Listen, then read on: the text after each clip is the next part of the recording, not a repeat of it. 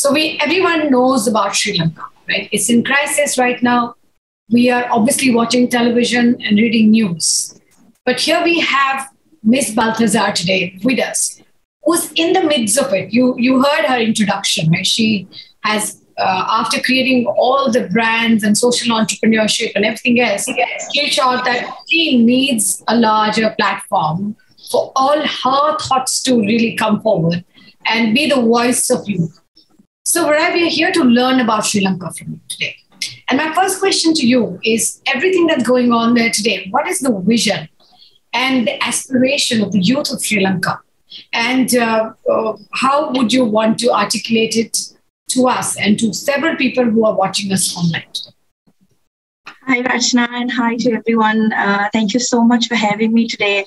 I think when we initially had this conversation, although Sri Lanka was definitely in an economic crisis, even at that point in time, about 3 months ago, I don't think any one of us would have fathomed that it would be where it is today, which is having so many people around the island protesting on the streets, the youth of the country. So it's a very pertinent question, Rachna, that you asked me. And the reason I'm a little hoarse and I sound very different to when you and I last spoke is also because I've also been on the streets for the last 14 days. I've been trying to retain my voice so that I can have this conversation with you. But it's been a very, very difficult time for everyone in Sri Lanka. The economic crisis has hit us in ways that we couldn't imagine.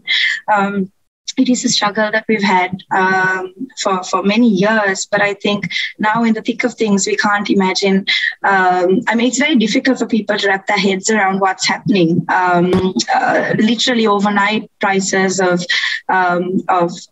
fuel, prices of gas, prices of essential items have gone up. Medication is unavailable, and there's real turmoil. And this is a kind of turmoil that we've seen perhaps in different eras in our history, but now more than ever, for I think a lot of people, I am 37, and for a lot of young people who are born perhaps in the late 80s, this is perhaps, even though we've also had a 30-year civil war, this is perhaps the first time that there's engagement from the youth in trying to resolve a crisis. In a bit of a proactive way.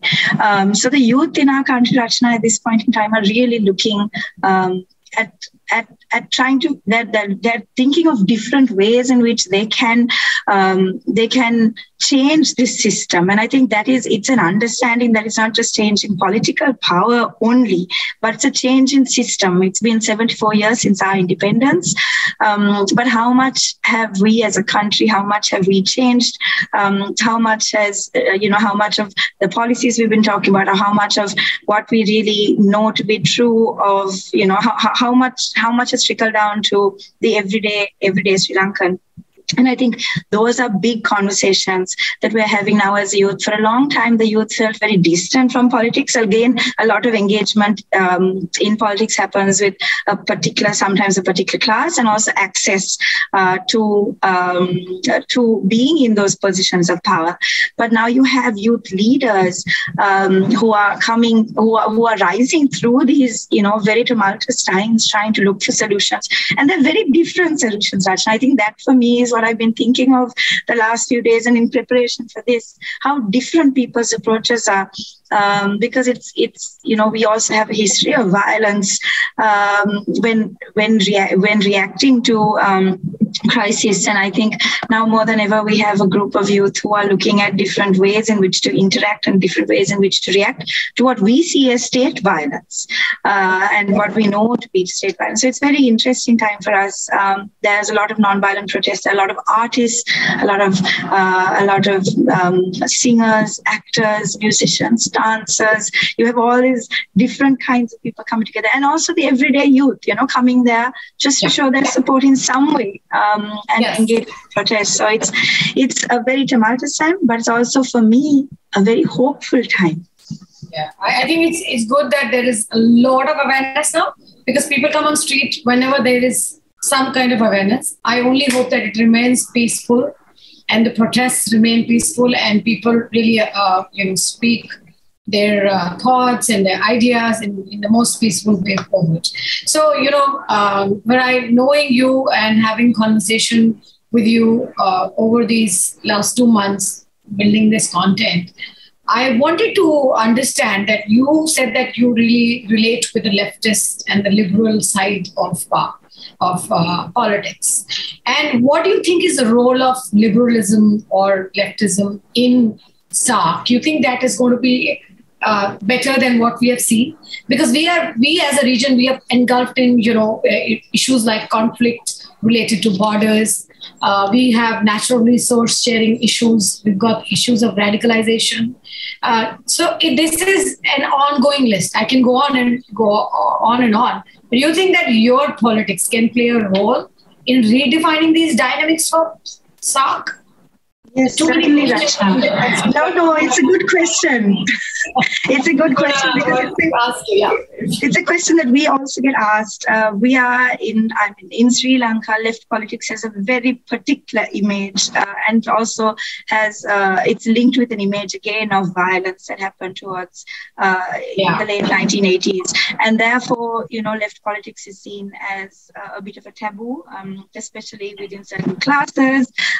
We have to be able to engage with those dynamics also and understand that it really is very complex. So, for instance, the political party that I represent, we have of the 225, we have only 3 seats in parliament. But we've been very, very vocal for many years about corruption, about why we need essentially a system change. And that system change for us is very linked to our ideology, which means, we are looking at equity, we are looking at justice, and it isn't something we're just picking out from random places, but we're building through our system, through our ideologies. And so I think there are many lessons in Sri Lanka too. During COVID, that was just a very interesting time for those of us who also understand socialism. I don't really identify as liberal left, but more, So for me, it was very interesting because a lot of what we have access to free education and access to free health, which is incredible because I know that, the West, for instance, there are many countries that don't have that kind of access. And even though there are many, many, many gaping, huge holes in our system, what got us through COVID was these pillars of free education, was these pillars of free healthcare. And I think now more than ever, again, people are understanding that those are pillars and that we need to build and we need to work on, and they're very entrenched in left ideologies of equity and justice. And so I honestly believe that this is a possible, these are changes that we can work towards. And I think we can no longer kind of cherry pick and, decide on our very capitalist world has made us very, very, almost selfish human beings who are constantly concerned with ourselves and with our own well-being. And I think a lot of what we are trying to do is have people engage and understand that politically also we need to have each other's backs in order to be able to move forward. Because if we are going to continue like this in our own kind of in our own spaces, it's not going to serve us well. And COVID was a really wonderful, really horrible, but a great example, not wonderful, but a great example of that shift that I think coming together. Coming together. Yeah. So I think it serves the same for the SAARC region as well in understanding how, the left politics is also, obviously every country has different reading, but it's also morphed. Socialism has morphed. Communism in some sense has morphed. So understanding and learning and unlearning those ideologies, I think, without distancing ourselves, because in Sri Lanka in particular, like I said, there is some apprehension and trepidation with engaging in left politics, but it is a place of, it is a great place of learning. Yeah, I think it's not only learning and unlearning at your level, but I think it's also about educating people about these ideologies. When you say there is youth involved now and there's awareness, I think if they only know the difference between all of these ideologies in literal, not like just the theoretical way, what they learn in schools and colleges, but also when they're applied and what impact they have, perhaps they could learn more. So, but you're also a mother, right? You're a mother, you're a woman, and you're a politician. And terms like these are taking center stage, right? What do you think women are bringing on table now, which was missing in politics? Because it cannot be driven by just one gender always. Yeah, certainly. In electoral politics in Sri Lanka, and if you talk of national politics, I said before we have 225 people in parliament. Sorry, it's my neighbor's dog. Very, very clearly interested in having my conversations. And of those, we have only 12 who are women. Right. So we have less than 5%. And historically, for the longest time, we've never exceeded 5.3% of women in parliament. If you looked at local government, we, for the longest time, up until 2018, had only less than 3% of women in local government. And that changed 22% because there was a quota system introduced. Right. So affirmative action really did change that for us. But now there's question, will this government really want to hold on to a second round of affirmative action, or are they going to take the quota out and leave us in the dark again?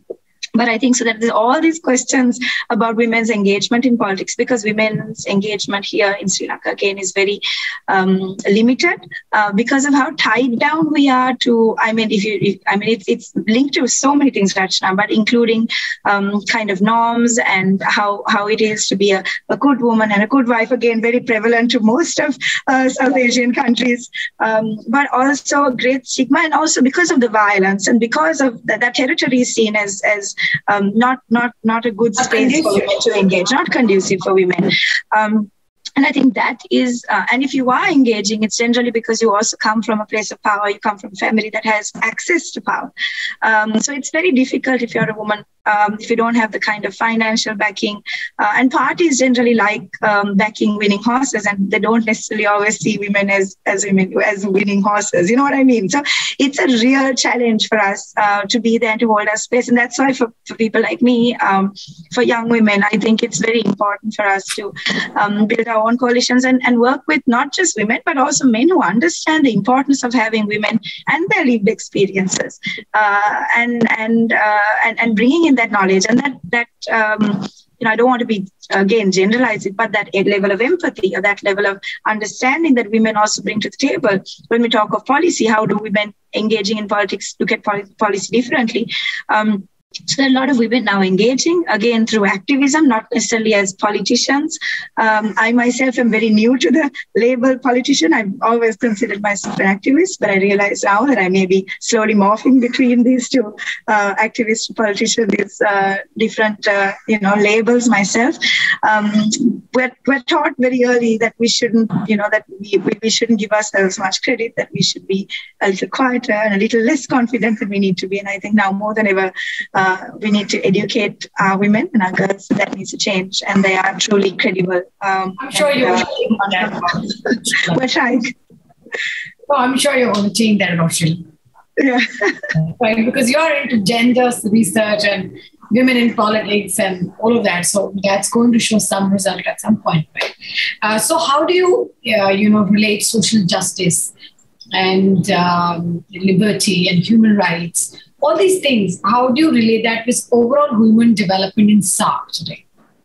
Yeah, no, certainly, again, drawing from our experience in Sri Lanka, I mean, even at this very moment, when we're talking of social justice or justice in general, because of the nepotism, because of the corruption, it becomes very difficult to challenge those structures, and we're so submissive to those structures. I think this is also true of perhaps many of the countries, in particular like Sri Lanka, that have been colonized. We're very submissive by nature, and I think that takes a lot of unlearning to do, and we're still trying to understand that. So and also because we're so divided by class, by race, and it's not necessarily a division, and in politics there's certainly a play on making sure that we stay divided, and that's something that if we're truly trying to change the system, that we need to then find ways to have people truly understand that you can be patriotic, but you don't necessarily need, being patriotic doesn't mean being one particular race or one particular religion. And those are the real challenges that we have here. Interesting. So why do you think that the leaders of the SAARC have been inhibiting from engaging in any conversation or dialogue with each other, which is meaningful? Why don't they have a vision for SAARC? You know, do you think women are smarter and they know that how we can avoid conflict versus men who love conflict? I know it's a difficult question. It's really like little gender specific, but I do believe in this, and that's why I asked. I wanted to know your opinion on this. Yeah, Rachna, no, I do understand. It's a bit of a generalization. I mean, I constantly look at women. I look at women who are in politics here, and I wonder if they are less violent or if they're more empathetic. And sometimes I wonder if that's really even true, because there are women who are still so caught up with that patriarchal structure that they have no choice but to toe party lines, right? And I think that's what we need to be, addressing. Because I come from a feminist background, and because that is my learning, and obviously that's going to be my perspective, and a left feminist perspective at that, I will say that it definitely does help to have more women engaging. And it's not to say that, all men are violent. That is not something I believe, but I believe women through their lived experiences are certainly more able, perhaps, if given the opportunity and the space to deal with issues better. And we found, I think there have been multiple studies done, that when we have more women in places of power, there have been instances, and they are stepping out of that patriarchal structure, not just in place of power, but also given the ability to function autonomously without always having to toe party lines, which is very important, or make decisions autonomously. I think then that's when you really see the change. And so you need to have parties within countries, but also, through across the board with other countries, being able to build those relations and being able to talk about what's important. We are in Sri Lanka 52% of the population of the voters. We are 56% of the voters, and we've always voted in people who for the better part, who don't understand even the simplest of things about women, like sanitation or sanitary products. Now, we had this huge uproar in Parliament a couple of years ago, and it's on sanitary napkins, and on people are shaming men for having talked about sanitary napkins in Parliament, or so a lot of the work that we've been doing is talking about menstrual health with young girls. I know I'm kind of digressing from the main question, but it's about women also being given the dignity to just be themselves through their lived experiences, through their bodies, and through their, lives, and not having to take second place because of that. And then how that can lead to changing things within countries, and then through international relations, I think is certainly a hopeful way to look at it. So, Vraie, if you were given the role of peace builder for SAARC, what would be the three things that you would do? So for me, Rachna, again, like I said, I am 37. I was, born into, or just, in and around a civil war. My entire childhood, my entire teenage life was spent with these really binary notions of good and bad, black and white, Tamils and Sinhalese. I am from a minority that doesn't represent any of the main. In fact, I think in India, they refer to them as Eurasians. I know, so these are those with Portuguese, Dutch, or British mixed heritage. So we in Sri Lanka, we're called Burghers. So I belong to a much smaller minority. But I know between the Sinhalese and Tamils and now Muslims in the recent past, it's a lot of conflict.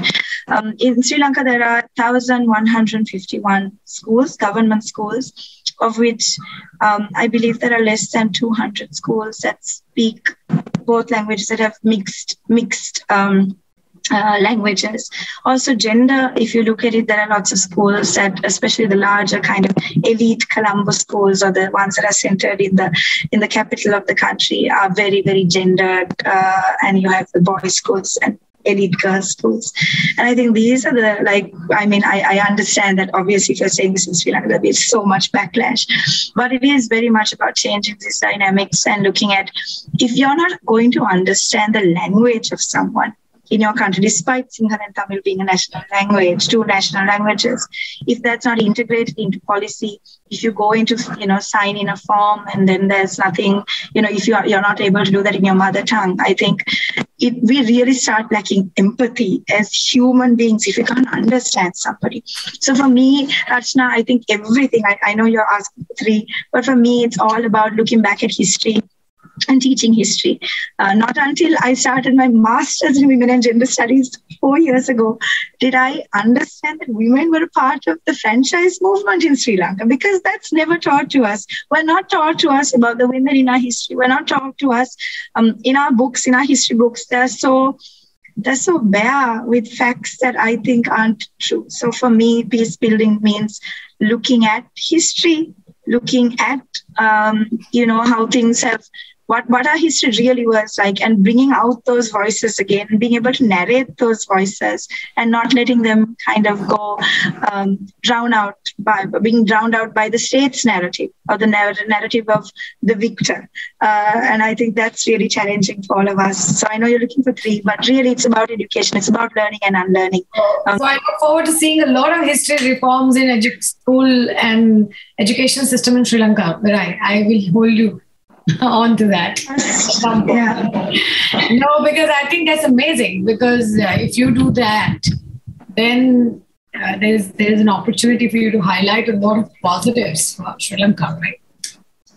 And also tell the entire SAARC about these new things that you plan to do, and that would be great. So, last but not least, I have 2 more questions for you, which is, we are called Puro Innovations. So what innovative ideas do you have for us? Please tell us, how can we double our impact in the region? We always take feedback from our speakers. We always take feedback from our people who are doing something in their unique capacities. And we really want to learn from you guys. I think Rachna Fura is already doing such an amazing job. And I don't mean to I'm not just saying that because, we're on a panel together, but I think just being able to connect, and I'm really looking forward to listening to everyone else speak today. But I think learning from each other is such a huge way to look at it. We're so, often I think those of us who are working on kind of grassroots level, we're so caught up myself. I'm talking about my own experience, but kind of looking at things very focused in a very Sri Lankan context. And we don't always have the opportunity to look at how things work elsewhere and what kind of other possible options there are to resolve conflict, or what options there are to maybe approach certain subjects or certain topics. And I think these kinds of platforms are exactly what we need. But maybe because you're asking for a suggestion, perhaps more kind of pairings with people to be able to have longer, more committed conversations, I think is really, I'm very invested in learning about people, about their stories and about the places they come from. And for people like me, this is an amazing opportunity to find out more about people that I share this world with. Yes, I think consistency is going to be the key to be able to continue these dialogues and also encourage people around us to get involved in this dialogue. So when they get involved in this dialogue, we have their mind share, and I think that's really what we are planning to do. And if there is one piece of advice, and that's my last question, to the world leaders today, from you, and to the leaders of the SAARC, what would that be? Listen to your people. I think we're not listening to the people. We're listening, a lot of our leaders, they're not listening. They're so focused on themselves. And I sometimes really stop to wonder, because we look at these people we look at leaders sometimes as stereotypes, but now more than ever, because we're in the thick of all of these things, I sometimes wonder about them as individuals, as them as families, as them as husbands, as wives, as fathers. And I wonder how many of them sleep at night, knowing how much pain and suffering they put others through. And that comes from a very personal space for me. So, I can only tell anyone who's listening, listen to your people, because if people are suffering, I think that's something you need to, power to the people is the way forward. So then listening is very important. And I think that's one value that all of us must imbibe in this region, and be able to have that patience to not react and not be very provocative, right? At the same time, in our reactions and in our approach as well. So, Vraie, thank you very much for giving us insight into Sri Lanka, to the situation in Sri Lanka today, how you think that the role of leftism or the new liberal policies or understanding just all of that, redefining the history, looking at the education system will change Sri Lanka and will impact overall peace and prosperity of SAARC. And that would be a huge contribution in world peace. If we could get half of that right, that is the biggest thing that we could do together. So thank you very much, Vraie.